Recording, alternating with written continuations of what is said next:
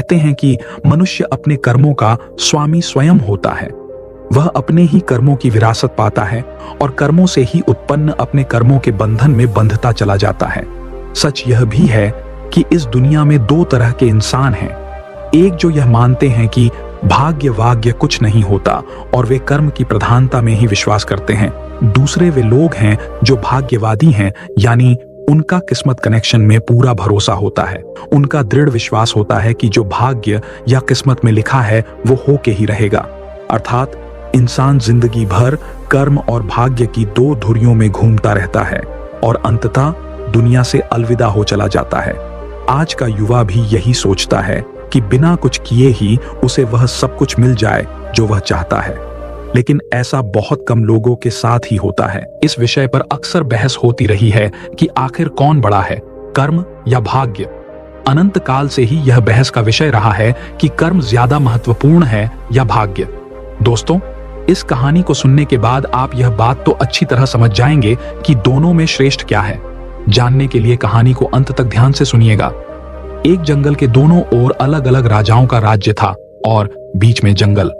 उसी जंगल में एक महात्मा रहते थे जिन्हें दोनों राजा अपना गुरु मानते थे। उसी जंगल के बीचों बीच एक बड़ी नदी बहती थी। अक्सर उसी नदी को लेकर दोनों राज्यों के बीच झगड़े फसाद होते रहते थे। एक बार तो बात इतनी बिगड़ गई कि बात युद्ध तक आ पहुंची। कोई भी राजा सुलह को तैयार नहीं था, सो युद्ध तो निश्चय ही था। दोनों राजाओं ने युद्ध से पहले महात्मा का आशीर्वाद लेने की सोची और पहुंच गए जंगल की उस कुटिया में जहां महात्मा रहते थे। पहले एक राजा आया और उसने महात्मा से युद्ध में विजय का आशीर्वाद मांगा। महात्मा ने कुछ देर उस राजा को निहारा और कहा कि राजन, तुम्हारे भाग्य में जीत नहीं दिखती, आगे ईश्वर की मर्जी। यह सुनकर पहला राजा थोड़ा विचलित तो हुआ, फिर उसने सोचा कि यदि हारना ही है तो पूरी ताकत से लड़ेंगे, परंतु यूं ही हार नहीं मानेंगे, और अगर हार भी गए तो हार को भी औरों के लिए उदाहरण बना देंगे, परंतु आसानी से हार नहीं मानेंगे। यह निश्चय कर वह वहां से चला गया। दूसरा राजा भी जीत का आशीर्वाद लेने महात्मा के पास आया, उनके पैर छुए और विजय का आशीर्वाद मांगा। महात्मा ने उसे भी कुछ देर निहारा और कहा कि बेटा, भाग्य तो तुम्हारे साथ ही है। यह सुनकर राजा तो खुशी से भर गया और वापस जाकर निश्चिंत हो गया, जैसे कि उसने युद्ध बिना लड़े ही जीत लिया हो। अंततः युद्ध का दिन आया। दोनों सेना एक दूसरे के आमने सामने थीं और युद्ध का बिगुल बज गया। युद्ध प्रारंभ हो चुका था। एक तरफ की सेना यह सोचकर लड़ रही थी कि चाहे किस्मत में हार क्यों न हो, परंतु हम हार नहीं मानेंगे। हम अपना सर्वश्रेष्ठ कोशिश करेंगे, अपना सर्वस्व झोंक देंगे। और वहीं दूसरी तरफ की सेना एक निश्चिंत मानसिकता के साथ लड़ रही थी कि जितना तो हमें ही है, तो घबराना कैसा। लड़ते लड़ते दूसरी सेना के राजा के घोड़े के पैर का नाल भी निकल गया और घोड़ा लड़खड़ाने लगा। पर राजा ने ध्यान ही नहीं दिया, क्योंकि उसके दिमाग में एक ही बात चल रही थी कि जब जीत मेरे भाग्य में है ही, फिर किस बात की चिंता।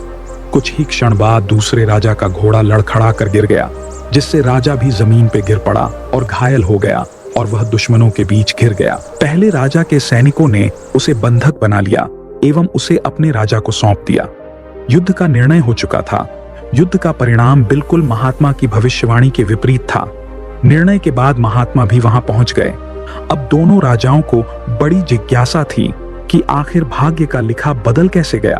दोनों ने महात्मा से प्रश्न किया कि गुरुवर, आखिर ये कैसे संभव हुआ।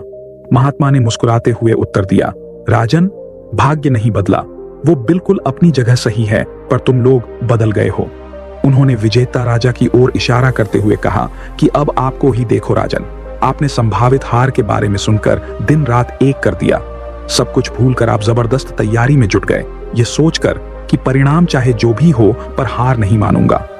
खुद हर बात का ख्याल रखा, खुद ही हर रणनीति बनाई, जबकि पहले आपकी योजना सेनापति के भरोसे युद्ध लड़ने की थी। अब महात्मा ने पराजित राजा की ओर इशारा करते हुए कहा कि राजन, आपने तो युद्ध से पहले ही जीत का जश्न मनाना शुरू कर दिया था। आपने तो अपने घोड़े की नाल तक का ख्याल नहीं रखा।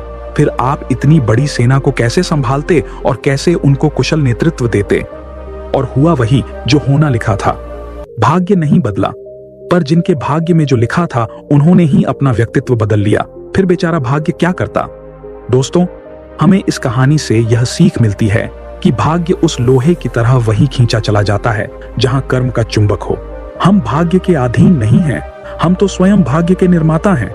ये सत्य है कि भाग्य भी उन लोगों का साथ देता है जो कर्म करते हैं। किसी खुरदरे पत्थर को चिकना बनाने के लिए हमें उसे रोज घिसना पड़ता है, उसी प्रकार हमें अपने भाग्य को चमकाने के लिए कर्म तो करना ही पड़ता है।